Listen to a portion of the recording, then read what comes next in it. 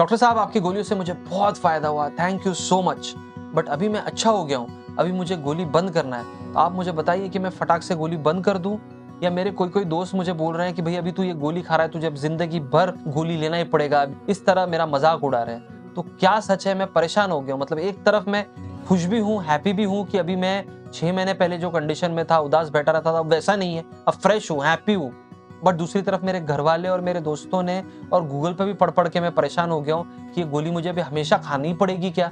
तो आप कृपया करके मुझे बताइए। ऐसे सवालों के साथ बहुत बार हमारे पास पेशेंट क्लिनिक में आते हैं कि उनका अभी उद्देश्य ठीक होने के बाद ये है कि हम किसी तरह गोली बंद कर दें। तो इस वीडियो में दोस्तों हम बहुत सारे डाउट्स जो है डिप्रेशन की गोलियों के बारे में, जैसे कि क्या मैं डिप्रेशन की गोली बंद कर सकता हूँ? क्या डिप्रेशन की गोली ज़िंदगी भर चलेगी? क्या मैं डिप्रेशन की गोली एकदम बंद कर दूँ तो मुझे कोई तकलीफ होगी या नहीं होगी? ये सभी डाउट्स का आंसर आपको मैं दूँगा।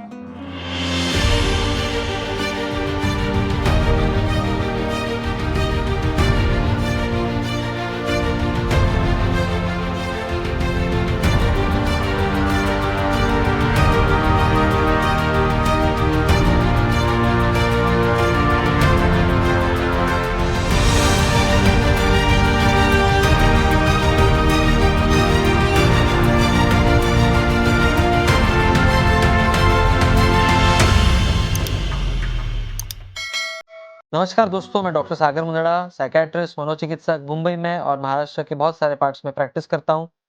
इम्पोर्टेंट विषय हम डिस्कस करने वाले हैं कि क्या ये डिप्रेशन की गोलियाँ बंद हो सकती हैं? और इसका सिंपल और क्लियर जवाब है जी हाँ।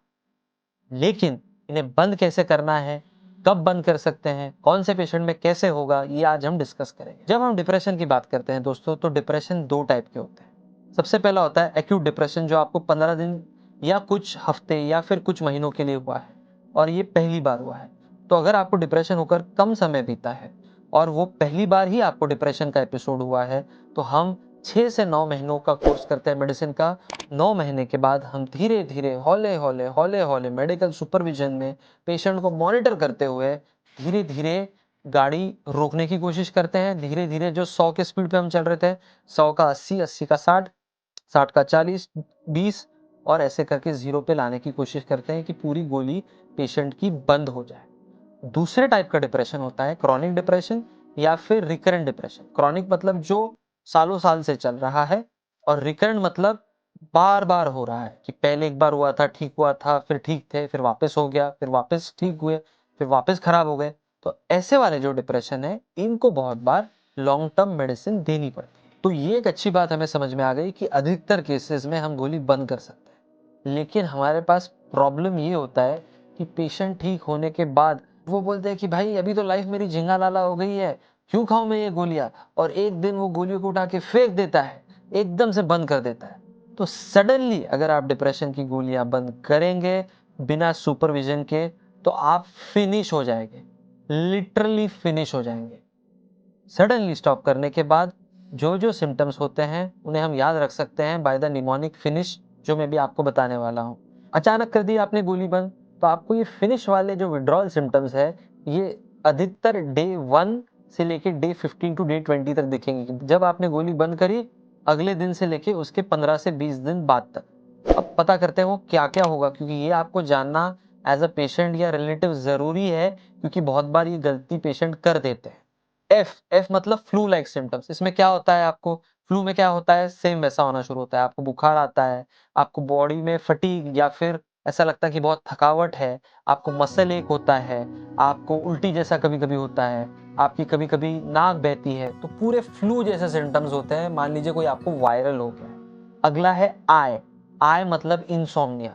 तो आपकी नींद जो बहुत सुधर गई थी, अब वो पूरी एकदम बिगड़ गई है, नींद पूरी तहस नहस हो जाती है। नाइट आउल आप बन जाते हो, जो आप 8 घंटे की अच्छी नींद ले रहे थे, वो 8 पे से आप 3-4 घंटे पे आ जाते हो, और वो भी एकदम रेस्टलेस नींद हो जाती है। अगला है एन। एन से आपको हो जाता है नौशिया, बहुत ज्यादा उल्टी जैसा लगता है। बहुत लोग को ऐसा लगता है कि भाई मुझे तो एसिडिटी का प्रॉब्लम नहीं था, बट ये एसिडिटी जैसी तकलीफ मुझे क्यों लग रही है। अगला है आई। आई से हो जाता है आपका इम्बैलेंस या वर्टिगो। तो आप नॉर्मली चल नहीं पाते, ऐसा लगता है कि आप नशे में चल रहे हैं, ऐसा लगता है कि आप 10 फीट भी नहीं चल पाएंगे, बीच में ही आप गिर ना जाए, बीच में ही आपका बैलेंस चले ना जाए। अगला है एस, एस मतलब सेंसरी डिस्टर्बेंस, और इसमें थोड़ा प्रॉब्लम ज्यादा हो सकता है। इसमें ब्रेन जैप्स नाम की चीज होती है। पेशेंट को लगता है कि मैंने एकदम गोली बंद करने के बाद मान लो करंट से जा रहे हैं मेरे दिमाग से, ऐसे लगता है कि इलेक्ट्रिक करंट जा रहा है, ऐसे लगता है कि एकदम से शॉक मिल रहा है। इसके अलावा आपको शरीर में कहीं कहीं अलग अलग फीलिंग्स आते हैं, अलग अलग सेंसेशंस आते हैं, जैसे हम पैरास्थीसिया कहते हैं।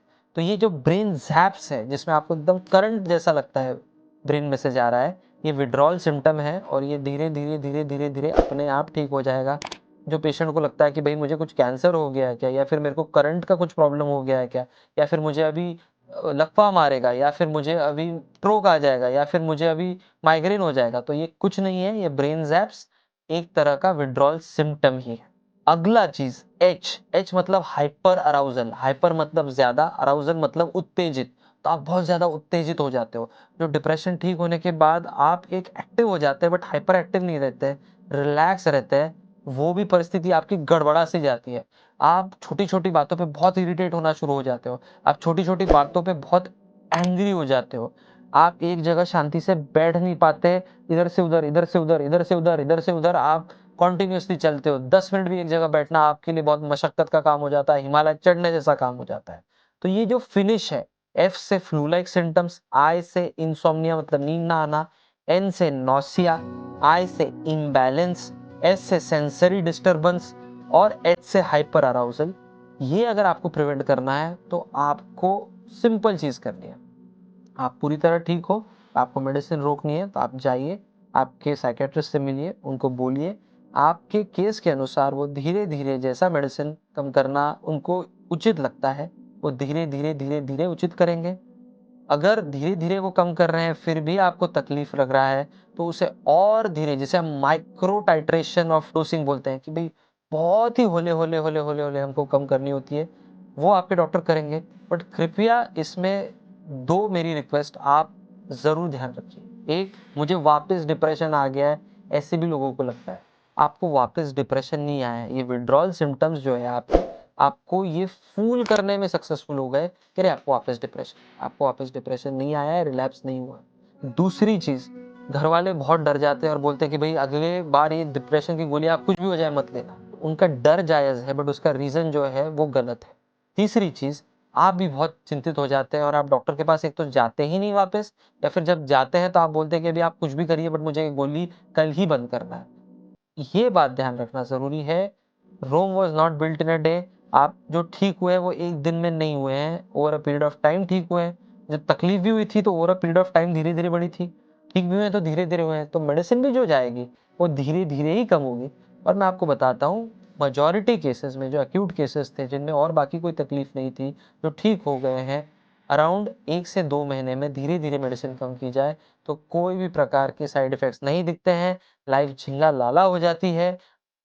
तो मेरे प्यारे दोस्तों, आज हमने क्या समझा कि डिप्रेशन की गोली बंद हो सकती है। जी हाँ, ज़रूर हो सकती है। डिप्रेशन की गोली अगर बंद करनी है तो साइकेट्रिस्ट के सुपरविजन में ही करनी है।